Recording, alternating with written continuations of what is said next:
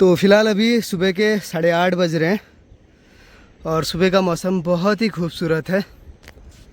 बाकी 8 बजे करीबन मैं नाश्ता करके घर से निकल गया था और साथ ही उसी सिलसिले को आगे बढ़ाते हुए आज मैं जा रहा हूँ दाफा ग्राम में और आज यहाँ के लोगों से बातचीत करेंगे। बाकी यहाँ देखिए खतरनाक वाली धूप लग रही है और जहाँ मैंने जाना है वहाँ लगा हुआ है कोहरा और आजकल भालू का भी सीज़न है और ऐसी धूप लगे तो ऐसे में सांप भी दिखाई देते हैं। तो यहाँ को सांप का खतरा है और जहाँ कोहरा लगा है वहाँ को भालू का खतरा। तो चलिए इन सबको इग्नोर करते हुए अपना सफ़र जारी रखते हैं और निकलते हैं यहाँ से ऊपर को। बाय द वे अभी जहाँ पर मैं बैठा हुआ हूँ इस जगह का नाम है गोतीधार और पहाड़ों में अधिकतर नामों का कुछ ना कुछ मतलब रहता है। तो यहाँ पर गोतीधार नाम इसलिए पड़ा क्योंकि इस वाले एरिया में पहले गहत की खेती की जाती थी और पहाड़ी में गहत को गौत कहते हैं, तो इसीलिए इस जगह का नाम पड़ा गोतीधार। बाकी चलिए अब चलते हैं आगे को। मुन्ना बराबर कर है गया आपकी फोटो खींचो बराबर कर है गया मुन्ना सारे यहाँ बालू ले या गुण बानर नील बालू कर रखा है जो दमा जो आवाज जो जो बेड़ ले दगड़ा है बल्ला रहा पू दा फुंगर खाए तो ए मानो है यो ए दिमाग खराब है यार पर गजा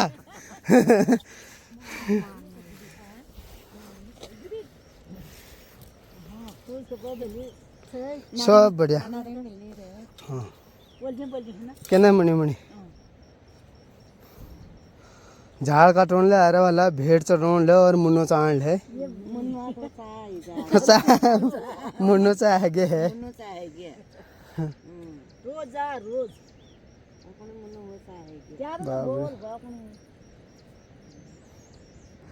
तो सुना आप लोगों ने आमा लोगों ने क्या कहा। आमा लोगों ने कहा कि जो ये हमने मंडुवे की खेती कर रखी है ना ये तो खाली ही कर रखी है क्योंकि जहाँ पर वो बैठे थे उन्हीं के बगल में मंडुवे के खेत थे जिसमें भालू ने मंडुवा तो खा ही रखा है, साथ में जो नौला होता है ना वो भी एकदम बराबर कर रखा है खेत। तो पहाड़ों में जंगली जानवरों की भी बड़ी समस्या है। लोग बाहर इतनी मेहनत करके खेती करते हैं और रातों रात जो है जंगली जानवर उसे नष्ट कर देते हैं।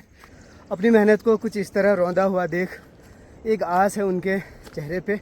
उनका कहना है कि तू इस खेत की वीडियो बना दे ताकि सरकार उनकी कुछ मदद कर दे। खैर आप लोगों को क्या लगता है सरकार मदद करेगी या नहीं कमेंट करके ज़रूर बताइएगा। तो अभी मैंने अपने रास्ते का आधे रास्ते का भी आधा रास्ता लगभग कवर कर रखा है। बाकी सामने आपको दाफा गांव दिखाई दे रहा है, वल्ला दाफा पल्ला दाफा। और जिस जगह में मैं अभी बैठा हूँ ना इस जगह का नाम है जिबाव ढूंग। ढूंग यानी कि पत्थर, जिबाव माने कि जीप के आकार का। तो मैंने आपको कहा था ना कि पहाड़ों में अक्सर नाम जो है किसी न किसी मतलब से लेकर ही बनते हैं। तो ये जिबाव ढूंग है, जीप वाला पत्थर, जीप के आकार वाला पत्थर। बाकी जो ठीक सामने आपको पेड़ दिखाई दे रहा है ना यहाँ पे है हरदौल देवता जी का मंदिर। हरदौल देवता यानी कि जो हमारी ज़मीन की रक्षा करते हैं, जो हमारी खेती की रक्षा करते हैं, तो उनका मंदिर है। और उन्हीं का मंदिर यहाँ पर होने की वजह से इस जगह का नाम पड़ा हुआ है हरदुआ मोड़। मोड़ यानी कि पहाड़ी भाषा में मंदिर को मोड़ कहा जाता है, इसलिए हरदौल देवता जी का मंदिर हरदुआ मोड़। बाकी देखिए पसीना खूब बहाया जा रहा है यानी कि मेहनत भरपूर हो रही है। अब देखते हैं इसका रिजल्ट कैसा रहता है। ओहो टीका भी मिट गया मेरा, चलो कोई नहीं।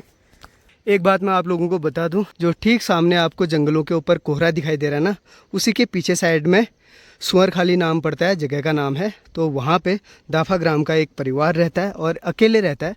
तो हमारा आज का जो मकसद है उनके पास भी जाने का है। बाकी वहीं से ऊपर ऊपर ही घूमते हुए उस साइड जाएंगे गांव में, फिर यहाँ से ऐसे करेंगे कवर। तो चलिए जी, फ़िलहाल अभी हम लोग पहुँच चुके हैं दाफाधार में और हाल फिलहाल में विगत वर्षों में यहाँ रोड भी आ रखी है। अभी रोड पक्की नहीं है, कच्ची है। और कुछ दिन पहले यहाँ पे ताई जी लोगों ने अपना नया मकान भी बना रखा है 2 मंजिला। तो उनसे बात करते हैं कि रोड आने के बाद उनका खर्चा जो था मकान बनाने में, बड़ा घटा फ़ायदा नुकसान जो भी था वो बात करते हैं अगर घर में है तो। ओ जज ओ जबा ओहो ठीक ठाक है जेज कहन जाब आओ आपसे थोड़ी बहुत बातचीत करते हैं। आओ ही आओ ही हरमान क्या तो रहा यार, यो युगमल है जा और सब बढ़िया। अच्छा मैं ये जानकारी चाह रहा था, रोड आने के बाद आपने ये नया वाला मकान बना रखा है ना, तो रोड आने से कुछ फ़ायदा हुआ या फिर खर्चा जो सीमेंट सरिया आपने मंगाया उसमें खर्चा आया, या फिर पहले ही ठीक था रोड ना होती तो वो ठीक था, कि रोड होने के बाद ठीक है?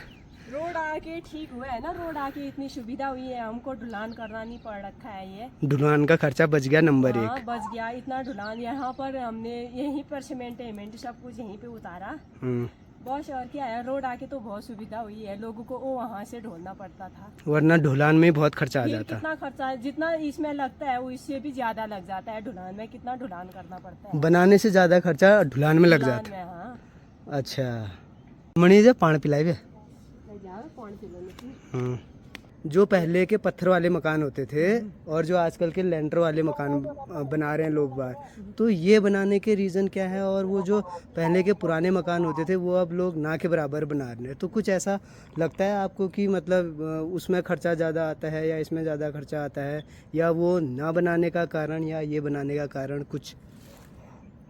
उसमें पत्थर उसे बनते थे ना ये मकान जो पहले, हाँ तो पत्थर तोड़ने पड़ते थे, फिर उसमें ढुलान लगता था, कितना सारा वो होता था खर्चा। मतलब हाँ आजकल जो ये लोग आते हैं तो सीधे आए, उसके बाद सीधे मकान बनाया। हाँ, इसमें खर्चा कम लगता है ना, मतलब वैसे खर्चा तो हुआ ही, सीधा खरीदना हुआ।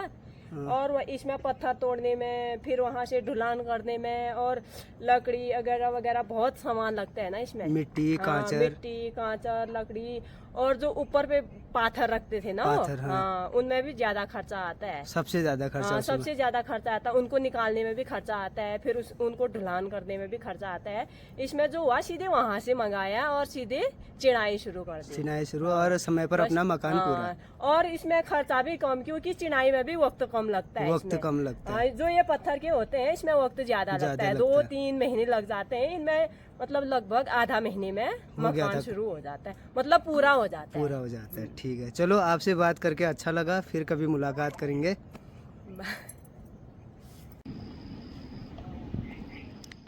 गांव में आजकल थोड़ा रोजगार खुला है तो लोगों को राहत है। वहाँ पे लोग जो है पत्थर तोड़ने का काम कर रहे हैं और उसी के नीचे स्विमिंग पूल बना रहे हैं, तो वो पत्थर वहाँ के लिए तोड़ रहे हैं। हाँ हो, तो चलते चलते ना थकान भी हो रही है, धूप भी लगी रही है, तो जहाँ पे छाया मिल रही है वहाँ पे थोड़ी देर के लिए रेस्ट तो बनता ही है। थोड़ी देर रेस्ट करते फिर निकलेंगे आगे को। बाकी जो बादल दिखाई दे रहा था ना थोड़ी देर पहले, वो अब हट चुका है, अब पूरा धूप वाला मामला हो गया है।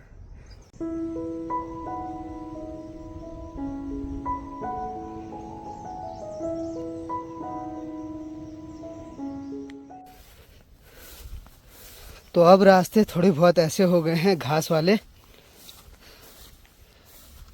तो आप लोग जो ये वाला मकान देख रहे हैं ना, ये नया मकान बना है और ये मकान पूरा पत्थरों का ही बना हुआ है। ओ दाजू, और देखिए जो इसका छत पड़ता है ना वो भी पत्थरों का ही पड़ता है और उनको पाथर बोला जाता है। अब देखिए दीवार में आप लोगों को बड़े बड़े पत्थर दिखाई दे रहे होंगे, और जो छत में पाथर हैं वो काफ़ी पतले और लंबे होते हैं, वो भी दिखाता हूँ आप लोगों को। ये देखिए कुछ ऐसा होता है पाथर। तो ये वाला मकान बनाने में ना समय भी लगता है और मेहनत भी ज़्यादा है। तो यही बात जो मुझे रास्ते में दीपा मिली थी वो बता रही थी। तो यही रीज़न है कि अब पहाड़ों में भी जो है पाथर वाले मकान छोड़कर लोग लेंटर वाले मकान बना रहे हैं, क्योंकि उसमें खर्चा भी कम लगता है, समय भी कम लगता है और मेहनत भी ज़्यादा नहीं लगती है। तो चलते चलते अभी हम लोग पहुँचे हैं कुसुम पूछ के वहाँ, और इनकी बातें ना अतरंगी होती हैं सबकी बातें सतरंगी होती हैं, और एकमात्र हमारे एरिया में कुसुम पूछ की बातें अतरंगी होती हैं। अब उम्मीद करेंगे कि वो कुछ ना कुछ बोले। जोर जोर भला रहा।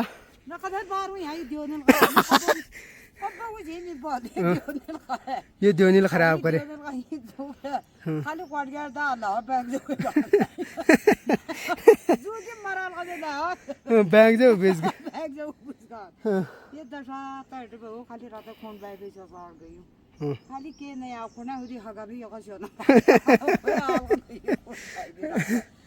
जायो वहाँ को जाओ नहीं भी तो वाकावा में आगशत गोर बकार कदी बाय बाहर देखिए को नहीं जब गोड़ा पे लिजा समझ से जली जानी यह तम हजी से फटा कौन था या नहीं नहीं की वेरे में बाल बाल दा दी मामा धानी दशा ले बली से दे ला बालू लिगा है न कितनु बा आ रही हूं कोने वो लिजान जे आ रही हो कोने पता न चल का है कार लिजा का पोसने लबो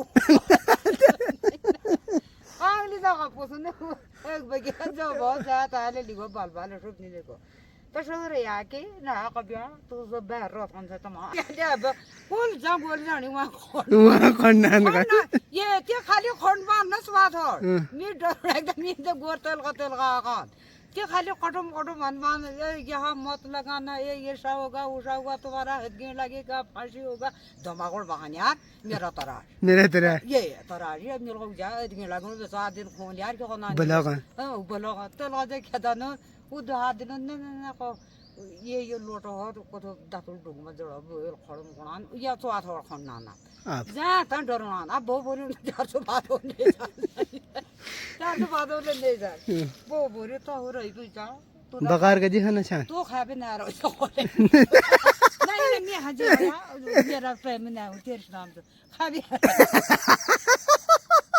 मैं खा बेटे खा बारी में ते दुआ मांगो मैं खा दे रहो आगे मुझे कोई बेपेड़न तो उदी दादी दादी जो होता तो वो ये रोट हो तो जल्दी है ना लपट यो मुझे बोले रिंग पे यो ना मेरे को या को हो जा हो मेला गो मी की धंधो कोनो आगे ना बहु नय मेरे बोरी आग बो और जो उदी ना पता न है गेना दाबरो आठ या दिन फाटी आग जे बो तो पता आग नहीं मैं जाए को मल की तो बना रहे तो जो वो रो दे तो दी लग रहा आले ले यो तो काम बियो ने बाड़ा आले उनी कोरी अब के ना हां अब के ना स्वास्थ्य पान ठीक हो ठीक है ना ना तुम्हारा ठीक हो मामना कोण है ठीक अरे खाली पोसो यार दुनी खाली पोसो हां खाली पुनेर बय दुनी उशु दवाई का निने हां बोल भैया ए दाल बीन बड़ा दिला ए कोटला बीन बड़ा दिला ए गोठा किलो बड़गो गेंड दिला हां वो बगता कि वो मानसिंग हां आलो सुख लग ये सोड़ा जाड़ो उदी बा कोई बड़े दू गड़ी दा तू लाश में तू ना खुश रह ये मोर बिगड़ल नहीं अरे मी जानू यार मैं हा गुरतो पछाणू यार मैं हा संजू पछाणू यार मी क्या न संजू तसो अरे मैंने ये कदम हरोन में मैं हा नगरो पछाण होता तम की ना हा यार और गवा आदमी सो सावड़ा त लग रहो रुसानी पूड़े पु बांदड़ी पूड़े लहू अरे आदमी को नगरो पछाण अब देखिए पहाड़ों में मकानों की कंडीशन कुछ ऐसी हो गई है। इन सब का कारण ये है सड़क से दूरी, शिक्षा का अभाव, हॉस्पिटल का ना होना। बाकी अभी भी कुछ कुछ लोग ऐसे हैं जो गांव घरों में ना सड़कों से काफ़ी दूर रहते हैं, जैसा कि अभी मैं जहाँ जा रहा हूँ वो। अगर आप में से कोई लोग इसको पहचानते हैं तो कमेंट करके ज़रूर बताइएगा, मैं नहीं बता रहा हूँ। जो सबसे पहले इसका नाम बताएंगे उसके कमेंट को पिन किया जाएगा।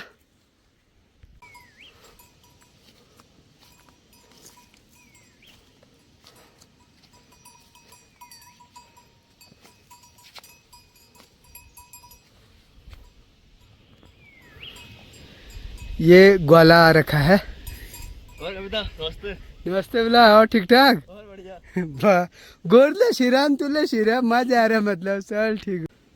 तो अब मकान रह गए हैं काफ़ी नीचे और अब जो रास्ता है वो आप लोग देख सकते हैं जंगल और झाड़ियों से पूरा ढका हुआ है। और अब यहाँ चिड़ियाँ भी उड़ रही है ना, तो अकेले डर लग रहा है। माहौल ही कुछ ऐसा हो गया है। रास्ते की कंडीशन आप लोग देख सकते हैं, घास ही घास है, अगल बगल झाड़ियाँ हैं। एक आदमी अगर उस साइड भी हो तो आदमी भी ना दिखाई दे, और ऐसे में जंगली जानवरों का खतरा बहुत बने रहता है। तो ऐसे में मैं तो एकमात्र आज जा रहा हूँ, मगर जो यहाँ रहते हैं उनका रोज़ का आना जाना है, तो उनके लिए खतरा बहुत है। अब तो चिड़िया ची भी कर रही है ना, उसमें भी खौफ आ रहा है, क्योंकि इस वाले इलाके में भालू देखे जाते हैं।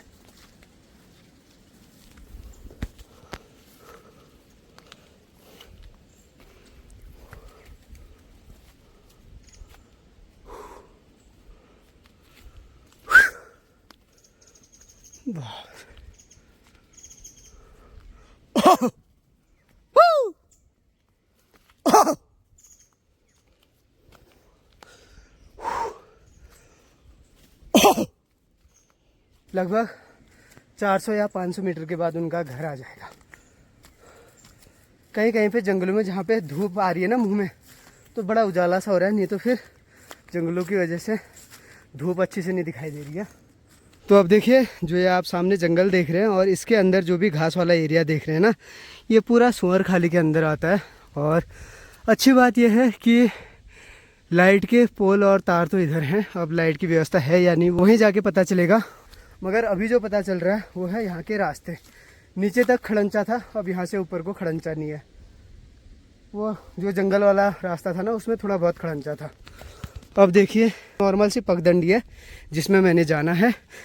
मैं आज जा रहा हूँ और जो यहाँ रहते हैं वो रोज़ इसी रास्ते से जाते हैं। यहाँ को फिर वही जंगल और खतरा, मतलब अगर रात हो गई तो घर आना बड़ा मुश्किल होता होगा शायद, क्योंकि आजकल चौमास जंगली जानवरों का बड़ा खतरा रहता है, भालू और सुअर का।